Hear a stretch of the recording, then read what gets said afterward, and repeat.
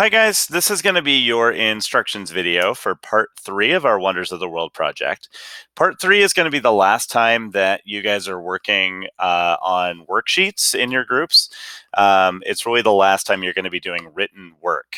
So we're going to be transitioning after this to making our brochures. But before we do that, you guys need to make your arguments. So our goal today is going to be to make an argument that is going to convince someone to come visit your wonder of the world. So let me walk you through what that process is going to look like, what your instructions are.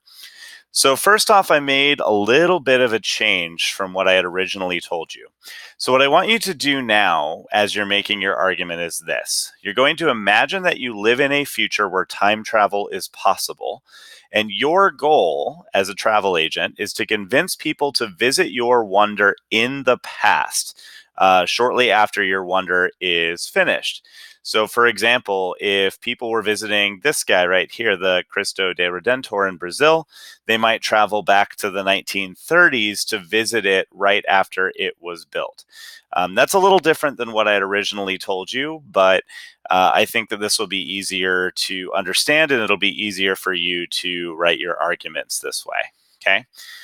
So, what you're going to be doing today, each group member, every single one of you, is going to independently write a 3 to 4 sentence argument which will convince people to go visit your wonder in the past. So you're going to convince them to travel back in time to a time when your wonder was around and like kind of in its prime or its heyday, we might say. And they're going to go visit it then.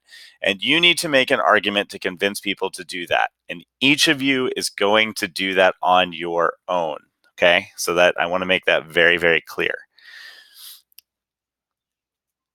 Okay, you also need to work a little bit with your group to make sure that each group member has a different argument.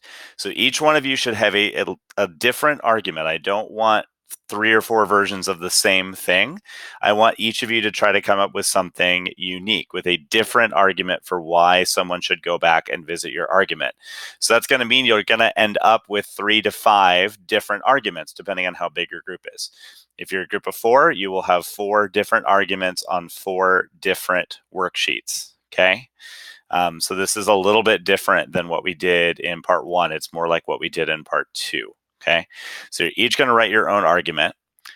And it might be helpful to use your role from part 2 when making your argument, but know that you don't have to. Okay, so for example, if you were the engineer, then your argument might focus on how the wonder was built. If you were the artist, it might focus on how it looks, but you're not required to do that. So if you would rather do something else or make a completely different argument, that's okay too.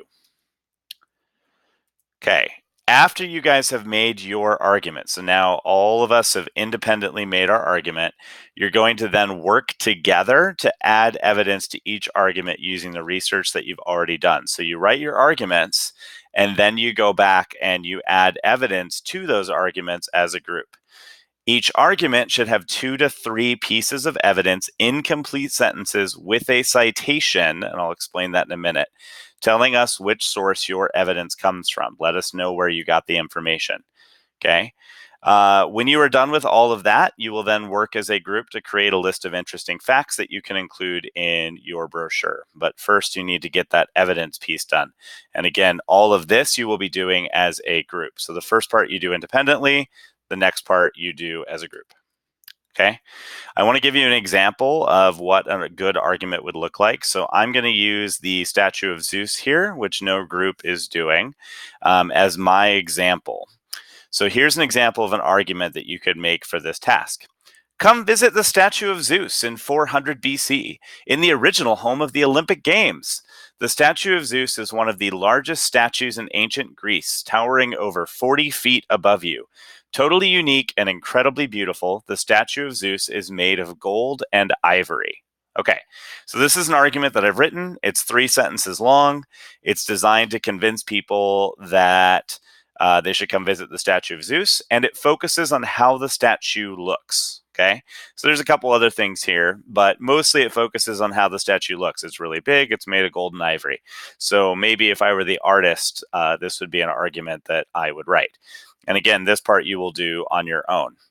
Then you'll come back to your group, and as a group, you're going to add evidence for that argument. So in this example, this would be my evidence. So first, the statue of Zeus was in Olympia, the original home of the Olympic Games. And you'll notice that I added my source. Okay, so just in parentheses here, I added my source, which in this case was the Encyclopedia Britannica. So this is my evidence, and I got that from the Encyclopedia Britannica. My second piece of evidence, the statue of Zeus was built in 435 BCE and was 43 feet tall, and I got that from Wikipedia. Also know I put all of this in my own words, okay? I didn't copy this from the website. I put it in my own words, okay? My third piece of evidence, the statue of Zeus was made of gold and ivory, and that comes from the Ancient History Encyclopedia. So here I've got 3 pieces of evidence, 3 sources, and those line up with my argument, okay? They all support my argument. All right, so that's what you're shooting for. That's what you want to do here, okay? Lastly, guys, for our roles today, we don't really have individual roles. Everybody in the group has the same role. So you're writing an argument and you're writing evidence. Okay, so I'm not breaking us into 4 different roles today. That's different than what we've done in the past. But just as a reminder, you're going to work independently to write your argument and then together to find evidence to support your argument. Okay.